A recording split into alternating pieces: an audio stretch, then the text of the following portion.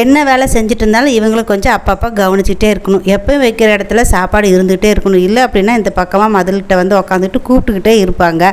நான் இன்றைக்கி பிஸியாக வேலை செஞ்சுட்டு இருந்தேன். நாளைக்கு அமாவாசை அப்படிங்கிறனால வீடெல்லாம் போட்டு இருக்கிற துணியெல்லாம் துவைச்சிக்கிட்டு இருந்தேன். வந்து கூப்பிட்டு இருந்தாங்கன்னு சொல்லிட்டு அவங்களுக்கும் கொஞ்சம் சாப்பாடு வச்சு தண்ணி வச்சுட்டு அதுக்கப்புறம் தான் துணி காயப்போட வந்து மேலே பார்க்கும்போது தான் தெரிஞ்சு ஒரு பூ ஒன்று பூத்துருந்துச்சு. அதையும் பறிச்சுட்டு வந்துட்டேன். இன்றைக்கி மீஷோவில் ஒரு ஊறுகாய் ஜாடி ஒன்று தான் ஆர்டர் பண்ணியிருந்தேன். உப்பு ஊறுகாயெல்லாம் போட்டு வச்சுக்கலாம் அப்படின்னு சொல்லிட்டு. ஏற்கனவே ஆர்டர் பண்ணியிருந்தது பார்த்திங்கன்னா ரிட்டன் அனுப்பிச்சிட்டேன், கலர் பிடிக்கல அப்படின்னு சொல்லிட்டு. மறுபடியும் நான் ஆர்டர் பண்ணியிருந்த கலர் பார்த்திங்கன்னா எனக்கு ரொம்ப பிடிச்ச கலர், அவ்வளோ அழகாக இருந்துச்சு பார்க்குறக்கேன். பார்சல் காலையிலேயே ரிசீவ் ஆயிடுச்சு. இன்றைக்கி காலையில் விழாக்கு வீடியோ எடுக்கல, அதனால் நைட்டு விழாக்கு எடுக்கும்போது எடுத்துக்கலாம் அப்படின்னு சொல்லிட்டு இப்போ தான் நான் ஓப்பன் பண்ணுறேன்.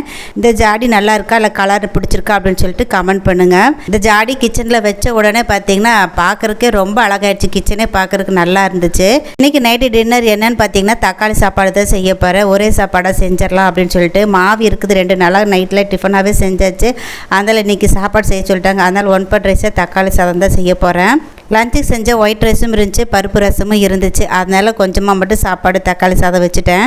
அவங்களாம் கொஞ்சம் நேரத்துலேயே சாப்பிட்டு முடிச்சுட்டாங்க. நான் கிச்சன் வேலையெல்லாம் முடிச்சுட்டு வரக்கு கொஞ்சம் லேட் ஆகிடுச்சு. அதனால் இப்போ தான் சாப்பிட்றேன். வீடியோ பிடிச்சிருந்துச்சுன்னா மறக்காமல் லைக் பண்ணுங்கள்.